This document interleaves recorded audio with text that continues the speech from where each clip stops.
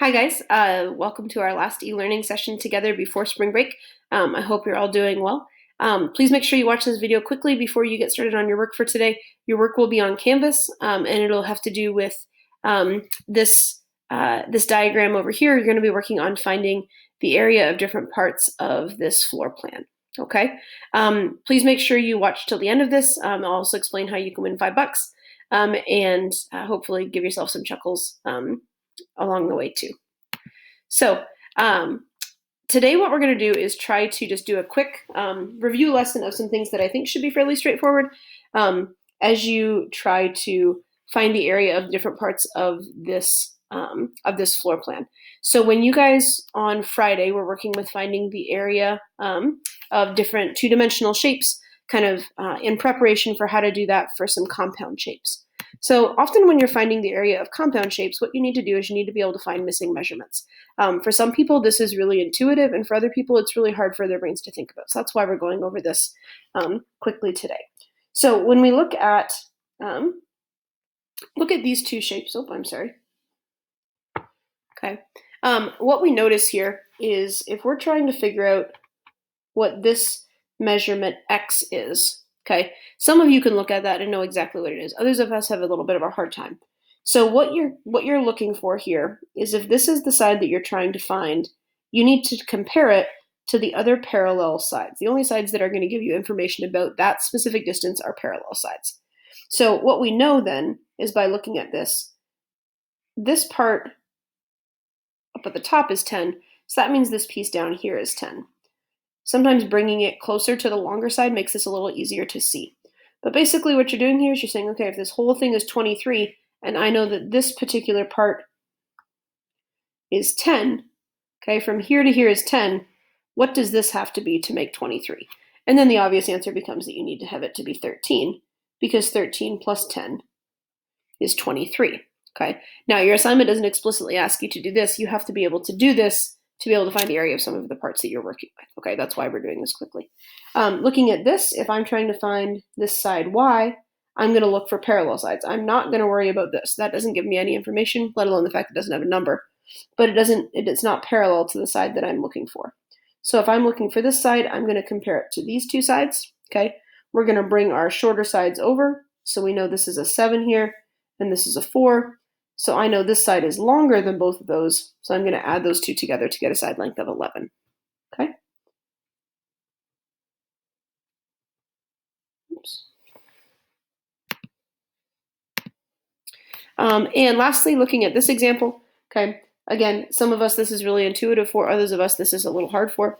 What we need to notice here is that we're looking for this particular piece, okay, which is parallel to all three of these other sides, okay?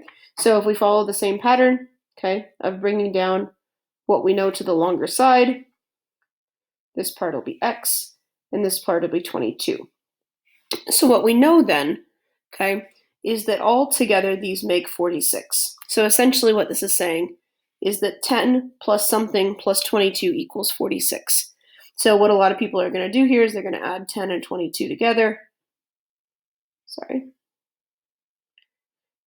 And get 32. Then we'll take that away from 46 to get 14. Okay. You can do a quick check. 10 plus 14 is 24. 24 plus 22 is 46. Okay. So this is really intuitive for some people, and it's really not for others. So I just wanted to go over that quickly, because if you think about what you're going to be doing in the work that you have today, if you look at this this diagram, okay, what you'll notice is that a lot of measurements are given to you, but there are some things you're going to have to figure out, and some things that you might have to add for, or subtract for, or split up in different ways. Okay. So just a couple of reminders as you're working. Okay. The Canvas page today has your link for your assignment. It's linked in there. So please make sure you're getting that done. At the bottom of that assignment page, there is an opportunity to submit your best joke. Please make sure it's school appropriate. Okay, I shouldn't need to say that. But please make sure it's school appropriate. And what I'm going to do is I'm going to collect any that are submitted by Tuesday night, so Tuesday night, March 30th. and I will post those then and allow you to vote on your favorite joke. And the favorite joke or the best joke will be announced live during our class on Wednesday, April 15th. And the winner will get a $5 gift card to iTunes or to the Google Play Store, your choice. Okay, whatever you need. So please make sure you're doing that. Hopefully we can all get a good laugh out of this. We all need that right now. As a reminder, your assignment from last Monday is due today. It was an IXL assignment, so you want to check what those topics are. You can click on the March 23rd Canvas page that is still open. So please make sure you're taking care of those and getting those done. Also, please note that grades are being entered into Skyward under the principled grade. So you can check on Skyward to see your progress on assignments. I will be updating those daily, in the evening. What you want to notice is if it's an A, means you're done. You've submitted it, you're good to go, or you've finished the IXL topic to the level that you needed to finish. A C means you're partially done. Maybe you got part of the IXL topic done, or if there was 2, you got one of them done. And then a blank means that you haven't done it yet, but you still can do it, okay? If there's an F in there, that means that the due date has passed, okay, and you missed your opportunity to turn it in, so it shows as an F.